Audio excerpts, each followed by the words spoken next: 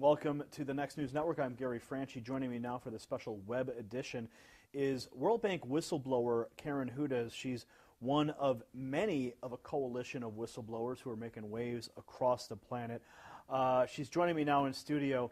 Karen, welcome to the program. Thanks for having me on, Gary. Karen, just before we went to air, we were discussing the global corruption, the global syndicate, the bankers. Who are these people? Who are the individuals? Who are the puppet masters pulling the strings of the bankers? Well, because you had mentioned the Jesuits in a previous interview, so I'm intrigued as to know where is the connection to the Jesuit order, as well as in through the Vatican and beyond. There's many secret societies in the world.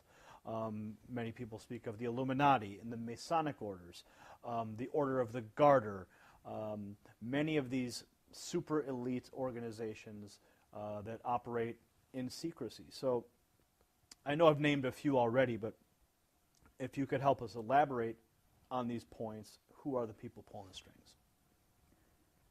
Well, do you remember when there were ghettos and you had something called a Judenrat that were the ones that would draw up the lists of the Jews that were going to get exported the next day? Do you remember how that system worked? Well, it was a little before my time, but history would dictate what happened in those ghettos. So elaborate. These were traitors to their people, who were helping because they thought they were going to save themselves. That's maybe why they did that, but it doesn't matter what their motives were. They were doing the work against their people. Now, think of this as an elaboration on a larger scale, and what we're dealing with actually is humanity and the elite, the secret societies, the Vatican. They're traitors to humanity, because the one at the very core that's pulling the strings is a different species. They're not the human race. They're called Homo capensis. They have been on Earth together with humanity for before this ice age. And the reason I know about this is because I was trying to help out a movie producer who couldn't get his movie. It was called The Banksters Made Off with America, Edmund Drille. And he introduced me to his network of whistleblowers. One of the people in that network is a neurologist who went to Yale Medical School and was retired, and he was trying to find out what was at the very core of all of this corruption. And so you mentioned this species, an additional species of humans, or no, they're not humans. They are so distinct from humans that if they were to mate with humans, their offspring would not be fertile. Now, are you speaking of the biblical Nephilim is an entity that people have discussed and tried to understand for millennia, and that is the race of offspring of humans and the fallen angels from. No, these are not angels. These are not spiritual. Well, the Nephilim themselves were the offspring of the fallen angels and humanity. Is this the same They species? are not fallen angels. They are critters. People who I am getting emails from saw them the day before. They look just like human beings, except they have these big skulls. And that is why in the Vatican you see these crazy meters, is what they're called. And that's why the very first Jew, Moses, wore one of those things, because he was one of those Homo capensis as well. We have DNA samples of them. And the reason we know this is because it was in the papyri of one of the pyramids.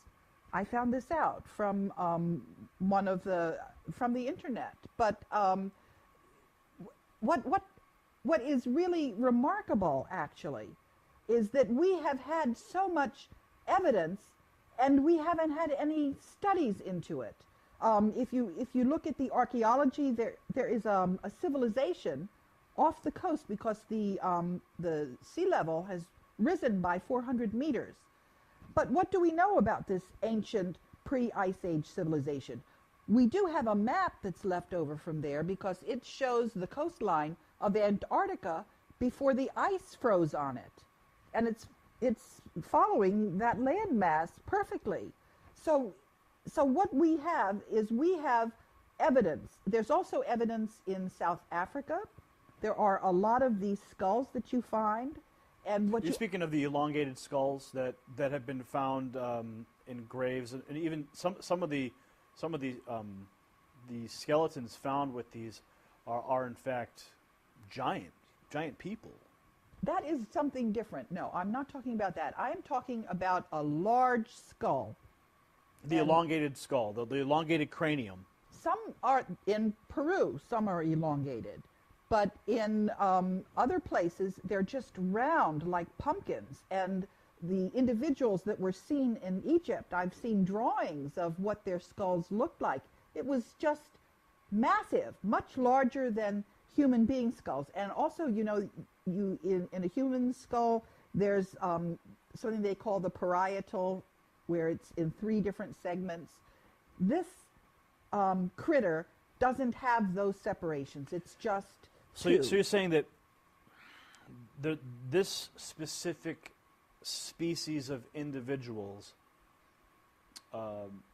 is occupying the Vatican and functioning through the Jesuit order? Yes, but they're also working in the banks in Portugal, because one of the people who saw this, you know, in Saturday Night Live, there was a broadcast of something called the Coneheads. Mm. So that's a slang word for them, although my mother refers to them as the boneheads. But they're alive and running around and doing all kinds of mischief. Now, some people might find the information that you're presenting right now to be completely, some people might say it's completely crazy. What do you say to those people who are watching this right now going, I don't believe a word of it? I would say you need to read the articles that Ed Spencer has sent me. You need to look at the skulls in the museums. You need to read the DNA studies. And you need also to think about what kind of motive the human beings might have for being traitors to their species. Why would they do this? Why would we have a banking system where all the money ends up going to the Vatican and people run around starving? Why would we have, for example, if you look at what the actual teachings of Jesus Christ were, as opposed to when you had translations and various things happened and got put in there. And as some of the whistleblowers have been discussing this, information, articles on the Homo capensis have disappeared from the internet. They've been taken down. And other critics who, I don't know why they're getting all the coverage they are, and they've been getting features in Wikipedia. Let me talk a little bit about Wikipedia. Sure, okay? Sure. I had an experience with Wikipedia because I got involved in trying to edit the biography on Robert Zellick, who was the World Bank president. Mm-hmm. And I was trying to explain to people that the United States had lost the gentleman's agreement, which you could demonstrate. You could see, I couldn't get that into Wikipedia. They were clearly being controlled by this group that that is controlling all the capital markets. So do you think that these same people were preventing your Wikipedia edits? Yes, and what I'm trying to say is that this person who was attacking the information on Homo capensis had a big, long article featuring her on Wikipedia. So I know who Wikipedia is. I know whose interests Wikipedia serves. And when somebody who's just starting out gets a big write-up, I know what that really means. So what does it mean? It means that there is manipulation of information. It means that people are given exposure and credentials that they haven't earned. You know, some people have said, I obviously have to be a disinformation expert because I'm getting press coverage. I can show you all of the effort that I took to get exposure and for people to vet my story, and that's there. I'm simply getting exposure. What do you say to those people who would call you a disinformation agent who has been putting out information to confuse people or to misdirect people. People that might even leave comments in the video section below and say, she's actually a World Bank agent provocateur. How do you address that question? What I say is that if you look at what it is, don't look at me, don't criticize me, look at what I'm saying, see if I have anything to back it up, if I have documentation for it. But one of the other criticisms I get is that I couldn't be alive. If I were for real, I wouldn't have made it this far. And the answer that I have to that is I say, I have always been working in a team of whistleblowers. If something happened to me, it was just going to blow up what I was trying to uncover, because I was talking about a cover-up of corruption. I didn't have a document, any one document I needed to reveal. I was pointing to a whole system of cover-up. I was pointing to the fact that the media was not telling the story the way it deserved to be told. They had an agenda. They had a hidden, secret agenda. As I've said, the whistleblowers are like Toto in The Wizard of Oz, pulling the curtain back.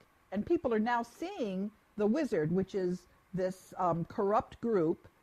And they're also seeing that the mainstream media is projecting onto a screen their propaganda, which is not reality. What you get in the mainstream media has a hidden secret agenda. It wouldn't be there if people whose interests are behind that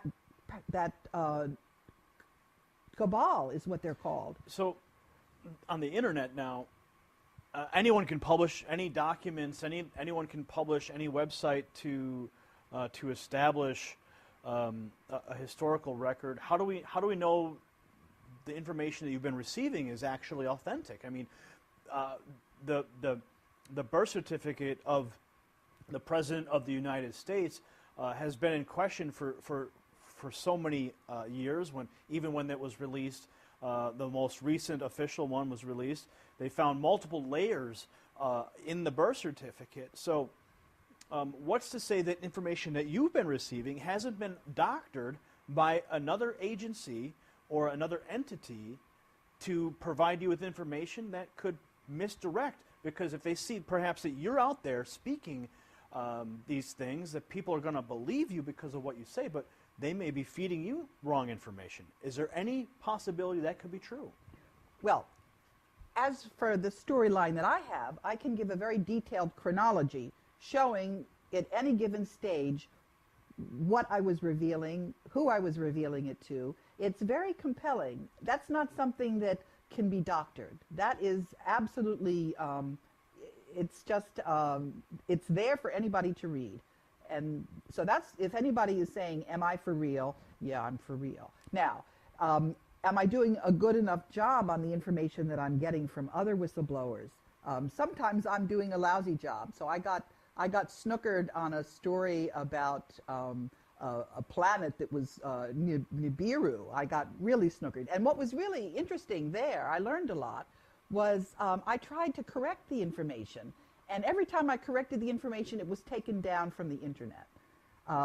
So I learned that you have to be really a little careful about information and vetting it. Well, certainly practicing discernment in everything we do is something that must be practiced, especially when we're handed documentation that can make certain claims, and of course vetting the documents themselves. So back to the topic at hand, and the global cabal of puppet masters who are pulling the strings of the international elite and the banksters. I had mentioned the Illuminati and the Masons, and I mentioned the Order of the Garter and these super secret organizations. But you take it all back to the Vatican. You take it all right back to those this species of people. If I could provide a little bit of historical perspective for a moment, when the Illuminati was supposedly disbanded, some people believe that it just didn't disappear. It went underground, and it simply spread itself out. Would you say that the same is happening with this species of I would say, you say they're not human, but for lack of better words, I'll say they're a species of humans. Do you think that these individuals have peppered themselves through some of these organizations as well? What I know is... Or is it isolated simply to the Vatican? What I know is that when you get to be a 33rd degree Mason, and the Black Pope, and also the archaeologists, they all know that Moses was Akhenaten. And if you know that, then you know that Akhenaten had this huge skull, and his daughters had this huge skull. So I'm going to presume that they probably also know that there are individuals, and they're not humans. They do not have the same kind of DNA that we do. And I can tell you what I know about them. They're very mathematical. Their average intelligence is about 150. And they do not have creativity. They're not emotional. And the other thing is that in the process of working with all of these whistleblowers, I've learned a lot about the strengths of Homo sapiens, because we're not giving each other salaries, we're not giving each other honors, we're not giving each other anything other than additional hard work. But we also know who we're working for. We're working for all of humanity. So I have to ask this question, because some of the viewers who are watching right now are going, they're talking about another species with an elongated skull. You mentioned the high intelligence, the lack of creativity, and it's going to be hard for people to grasp that reality. And of course, everyone has to do their own homework to discover these things. But given your whistleblower status with the World Bank, do you think that by promoting or discussing these types of theories hurts your credibility and all in the minds of some of the people who may have first heard of you through the whistleblower status at the World Bank? I'll tell you what, I've gotten a fair amount of feedback like that. And I'll tell you what I say to these people. I say that it has been an incredible experience to have made it this far. And the number one thing that I've learned in that process is to trust my own intuition, because that has really served me very well. And my intuition is telling me that this is the time to tell people this. Well, Karen, thanks for taking the time. I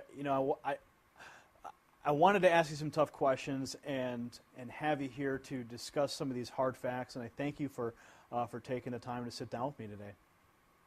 Thanks for having me. All right. Gary Franchi signing off for the Next News Network. That was Karen Hudes. She's a World Bank whistleblower. Karen, what's the website? My website is www.kahudes.net, but just Google me and you'll find all kinds of stuff. All right, you heard it here. Google Karen Hudes. You'll find out more. As always, research the facts for yourself. Discover. Discovery on your own is always going to be the best. And like Karen says, listen to your intuition.